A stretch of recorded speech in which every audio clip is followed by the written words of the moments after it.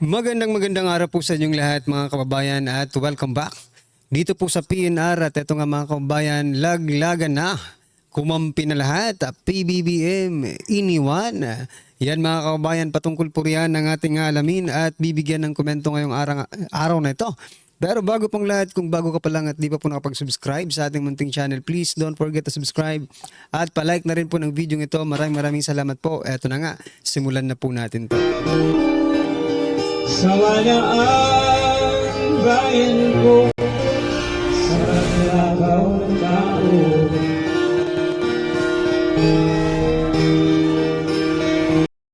So yan mga kababayan, bago po natin muling i-play ang video ito, pasadahan po muna natin ang mga nagtitrending na mga balita dito po sa mundo ng social media. At unahin na nga po natin itong Thanksgiving party, no?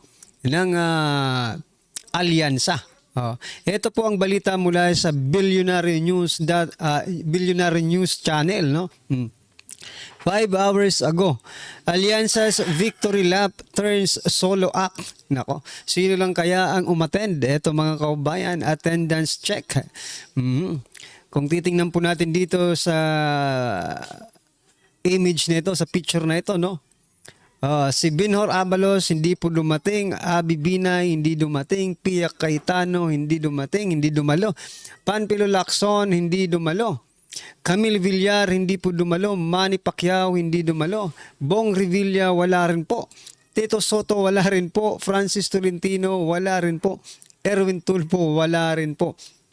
Isa lang po ang umattend mga kababayan. Si Senator Lito Lapid lang po ang umattend doon sa kanilang victory party. Ano bang ibig sabihin nito? Iniwan na ba ng lahat si President Bongbong Marcos Jr.? Kasi nandun si President Bongbong Marcos Jr. Nagsalita pa nga, nag-speech pa, di ba? At nagpasalamat. Ngunit isa lang po ang umattend na alyansa. Ayan po ay si Lito Lapid mga kababayan. Kaya napapaisip tayo Ano ba, nilaglag na ba ng alyansa si President Bongbong Marcos Jr.? Iniwan na ba? Si President Bongbong Marcos Jr. dahil hindi man lang nirespeto yung kanilang victory party sana, di ba? Yung Thanksgiving nila. Ano po ang inyong opinion dyan mga kababayan? At mamaya magpapakita rin po tayo ng mga kaya Senator Ping Lacson, no? Nagsalita na. Ito mamaya mga kababayan, pasadahan po natin yan. Pero ito muna ang ito na. Just in, winning Alyansa candidate Senator-elect Ping Lacson slams the 2025 General Appropriation Act, referring to it as one of the most corrupt national budget he's ever seen. Lagot. Mukhang na-prank kayo Mukhang na-prank kayo ni Senator-elect Ping Lacson. Akala niyo siguro hindi na babatikusin yung General Appropriation Act ng 2025 na sabi po ng karamihan ay it is very unconstitutional. At ayon po dito kay Senator Ping Lacson, it is the very most corrupt national budget na nakita niya sa kasaysayan po ng kanyang panunungkulang bilang isang senador mga kababayan. That is the good news, no? Kasi yan po ay para sa bayan. No? Tama, pag para sa bayan po, palakpakan natin mga kababayan, di ba? Ito ang naiisip ko. Kasi kung tinitira ngayon, no, ni Senator Ping Lacson ang GAA, there is a chance, no, na questionin niya rin. Sabi nga ni Congressman Marcoleta, ni Senator Rodante Marcoleta, that the process of the impeachment trial ay hindi po nasunod sa proper na process. Pag yan po ay nasilip rin, no, ni Senator Ping Lacson, nako, baka kumampi po ito kay Vice President Sara Duterte. Di ba? Okay, ano po ang inyong opinion dyan mga kababayan? Pero wag lang po tayong pakakampante mga kababayan, okay? Ano po ang inyong opinion dyan? I-comment nyo na lang po. At eto ang matindi. Bangayan talaga dito no? Hindi na mapigilan mga kababayan Dahil nag-aambisyon rin na maging speaker itong si Toby Chanco, mga karabin natin, no? Hindi na mapigilan pati budget. Eto, pakinggan niyo po ito, no? Babasahin ko po para sa inyo mga kabayan yung sinabi ni Chanco. Sabi niya po dito, yung sa national budget, no? Ang sinabi ko, walang kasalanan ang presidente doon.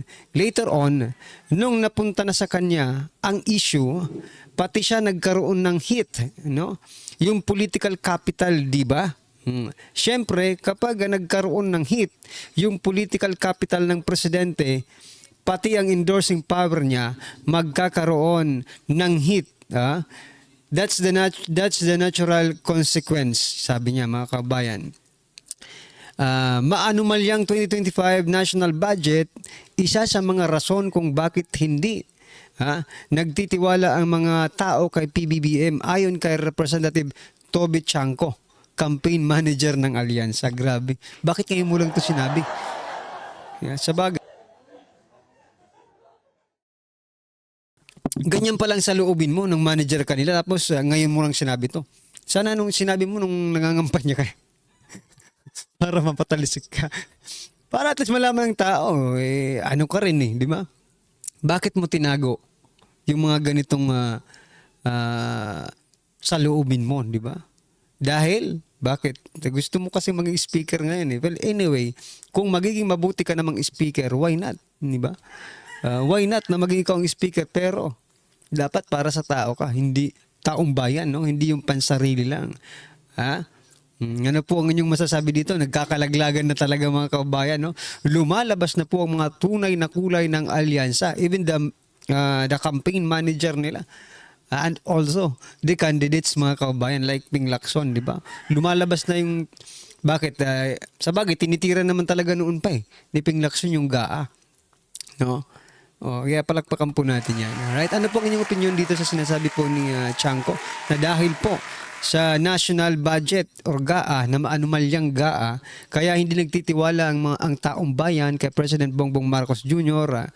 Ayon po yan kay Representative Toby Chanco yan mga kaubayan. Alright? Ito pa.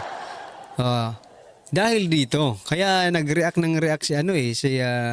si Toby Chanco pati si Tito Soto, sila ngayon yung parang apple of the eye ng mga mainstream media, di ba? Konting saglit-saglit lang may balita, may lalabas na balita patungkol sa kanilang dalawa. Bakit kaya? Ito ang balita mula sa Philippine Star mga kababayan 23 hours ago. Both returning Senator Vicente Soto III at Navotas Representative Toby Chanco confirm discussions about possible leadership changes at the Senate and the House of Representatives. Kaya pala, di ba? New Senate President, House Speaker, nagtatanong po Soto Chanco, open to leadership changes in Congress. Kaya palang dalawang ito maingay. Dahil sila ang may chance na pumalit sa mga lumang leader ng ating kongreso. Pero teka lang, hindi lang po kayo ang senador at hindi lang po kayo ang congressman mga kababayan, no? Nandiyan po si Senator Rodante Marcoleta na people's choice to be the Senate President mga kababayan at nandyan din po. Ito, unahin na natin to. Ito. Yan si Congressman Paulo Duterte.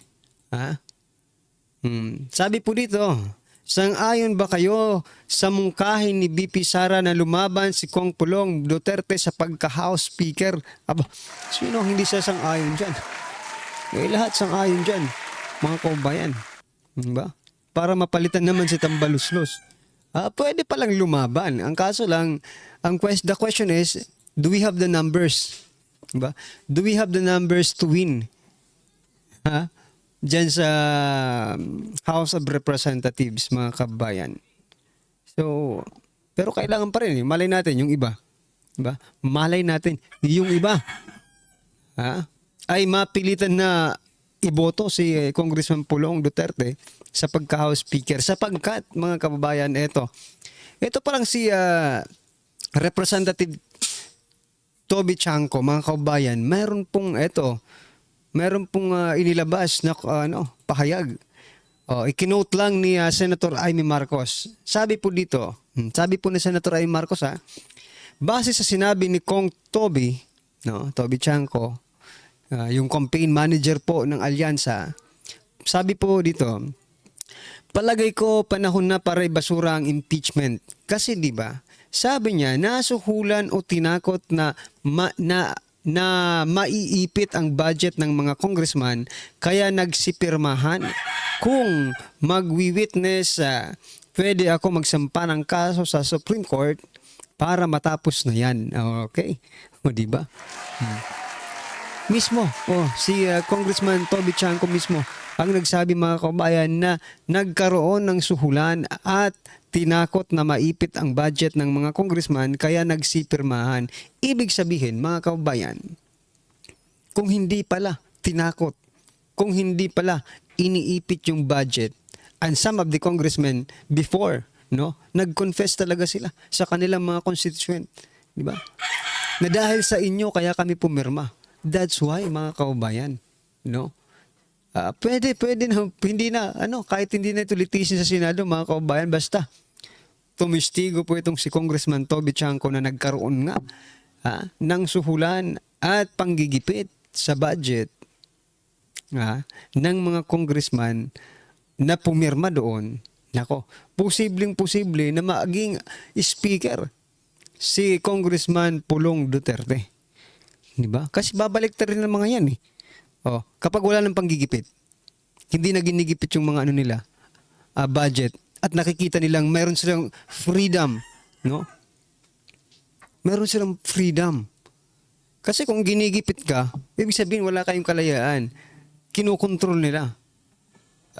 And para kayong mga puppet, kinukontrol lang ni speaker. Diba? Dahil sa mga panggigipit na yan. Alright, sana tumistigo po itong si Kong Toby Chanco. Yan mga kababayan. Ano po ang inyong reaksyon dyan dito sa sinasabi po ni Senator Amy Marcos? I-comment nyo na lang po sa baba, mga kababayan, para at least malaman po natin ang inyong opinion. At eto pa, pakinggan po natin to at bigyan natin ng reaksyon. Eto na po, kapapasok lang, nagulantang lahat, umami na Bam Aquino, good news, BP Duterte. Eto mga kababayan, pakinggan po natin to. Pag-usapan natin ngayon si ex-Senator Bam Aquino na siguradong panalo na, number 2 siya sa ranking. At ito yung debate ngayon kung ano bang stand ni Bam Aquino sa impeachment ni VP Sara.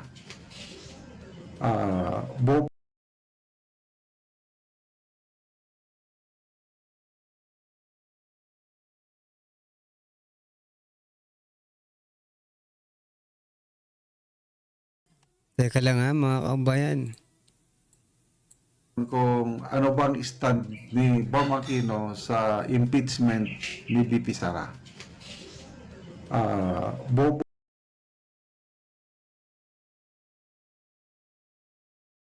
Ako, ayusin ko lang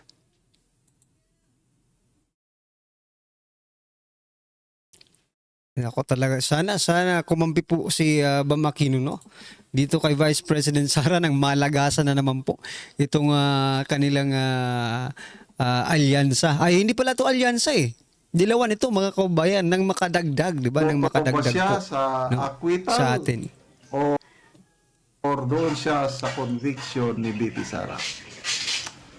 Okay, ito. May napanood akong Facebook reel. Nakakatuwa. Pinapasalamatan ni Bam Aquino si Pangulong Rodrigo Roa Duterte.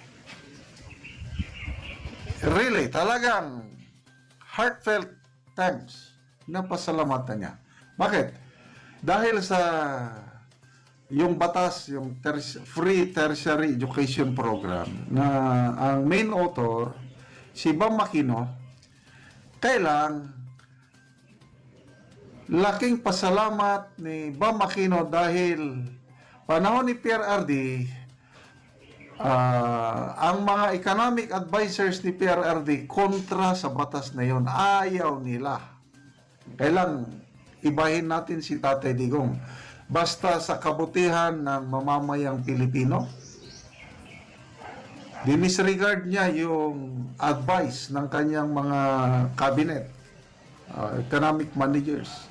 Inapprove pa rin niya yung batas, naghanap siya ng pundo at yun na, daming nakinabang, and for that, laking pasalamat ni Bam Aquino sa Pangulong Duterte. And with this, Tama mga kababayan, no? Kasi naalala ko pa yung kapatid ko na nakinabang rin, naging beneficiary din ng ano na yan, no? Na free tuition, no? Yung batas na yan, at may allowance pa sila mga kababayan. So that's a very very good job mga kababayan. tatalakay natin mamaya. Tutulungan ba niya ngayon si Titi Sara? O pabayaan lang siya? Okay, pakinggan muna natin tong tayag ni Bam Aquino. Yung marami nagsabi, hindi mo magagawa yan kasi hindi ka naman part ng administrasyon. But in the end, President Duterte, kahit ayaw ng mga cabinet members niya, hindi niya binito yung batas, pinirmahan niya, fully funded, fully implemented, and now, that law, million-million ang nakinabang sa batas na yan. So, there are spaces, I think, in our governance kung saan kailangan talaga tayo magtulungan para sa Wow! the free college as a member of Sama. the minority. Yung marami nagsabi, hindi mo magagawa yan kasi hindi ka naman part ng administrasyon. But in the end, President Duterte, kahit ayaw ng mga cabinet members niya, hindi niya binito yung batas, pinirmahan niya, fully funded, fully implemented, and now, that law, million-million na ang nakinabang sa batas na yan. So, there are spaces, I think, in our governance kung saan kailangan talaga tayo magtulungan para sa taong bayan. The free college. Ang ganda. Correct mga kababayan, no? At yan po ang ugali ni former President Duterte. Kahit marami pong nagagalit sa kanya, as long as it is for the Filipino people, mga kababayan, no? Oh, biruin mo, lahat ng economic manager niya ay ayaw, 'di ba? Kasi malaking perang mawawala eh, 'di ba? Para ibigay lang. But President Duterte, nakita niya yung batas na para ito sa mga mahihirap, para ito sa taong bayan, pirma at pinunduhan. Yan din po ang nakikita natin mga kabayan dito po sa war on drugs ni former President Duterte. Marami po ang nagalit. Marami po ang ayaw dyan sa war on drugs na yan. Diba? Pero ipinagpatuloy. Bakit? Yun ang kailangan para sa taong bayan. No? We know there are some nagalit because nawalan sila ng mahal sa buhay. But the question is, in-advise naman kayo na please stop, di ba? Ayun tumigil eh. Pero mas marami po mga kaubayan, no? Ang natutuwa dahil naging safe sila sa mga panahong yon, naging kampante sila. Pag lumalabas yung mga anak nila, pag saan sila pumunta, kampante po na walang mangyayaring masama sa kanila. Diba? Yun naman po ang naging benepisyo nun. Diba? At yung mga addictus, nagbagong buhay eh. Nagbagong buhay po yung iba. Yung iba, di natin alam kung ano nangyari sa kanila. Bumalik na naman yata ngayon eh, mga kabayan. Alright? Ako po. Ano po ang inyong opinion dito sa video ito mga kabayan? I-comment nyo na lang po sa baba para at least alam po ng ating mga kabayan ang inyong opinion. Maraming salamat po. Please don't forget to like the video. Maraming salamat po. Sawa na ang bayan ko sa magnanakaw na tao.